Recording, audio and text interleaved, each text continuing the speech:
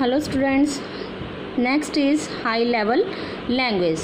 Last हमने पढ़ा low level language, this is high level language. These languages are easier for a programmer to understand and are generally not dependent on any particular machine.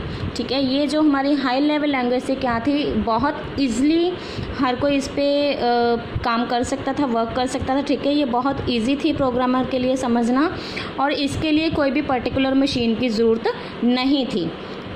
First is third generation languages, that is 3GL. The third generation languages instructions are written as a series of English like words, for example ADD for addition, DIV for division.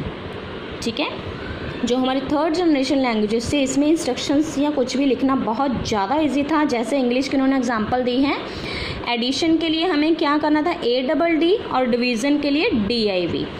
ठीक है, programming languages that is COBOL, Fortran are called high level programming languages.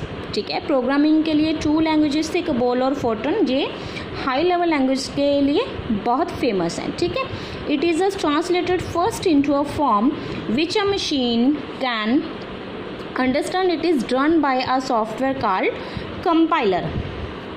सबसे पहले इसमें क्या था, जो हमारा data था वो ट्रांसलेट होता था मशीन लैंग्वेज में। ठीक है, it is done by a software. ठीक है, जो सॉफ्टवेयर उसको डन करता है उसको क्या कहते हैं, कंपाइलर।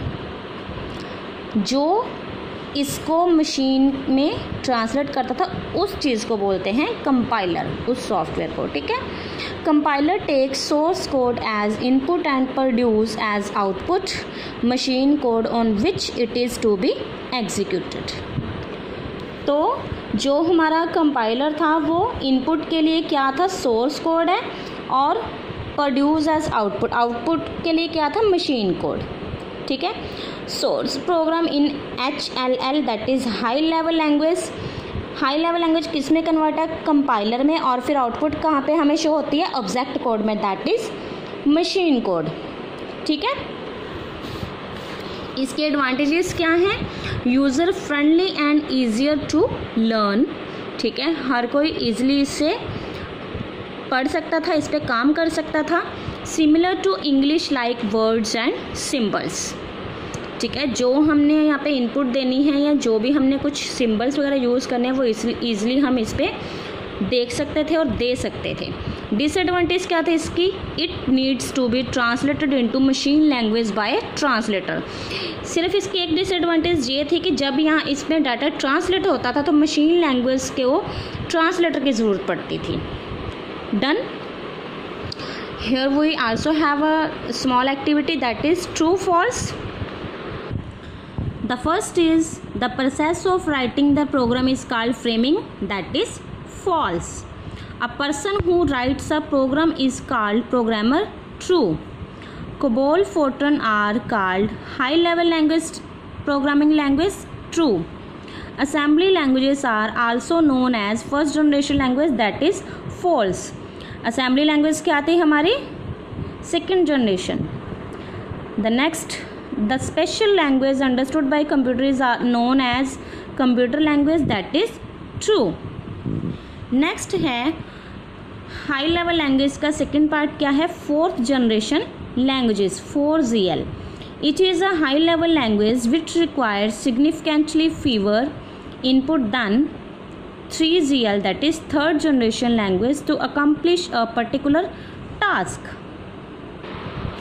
ये जो हमारी हाई लेवल लैंग्वेज, इससे क्या था, जिसे किसी भी विशेष कार्य को करने के लिए बहुत कम इनपुट की आवश्यकता होती थी। ठीक है, किसके कंपैटिबल, थर्ड जनरेशन लैंग्वेज के। ठीक है, it is a non procedural language which means the programmer only specifies what the program should accomplish without explaining how.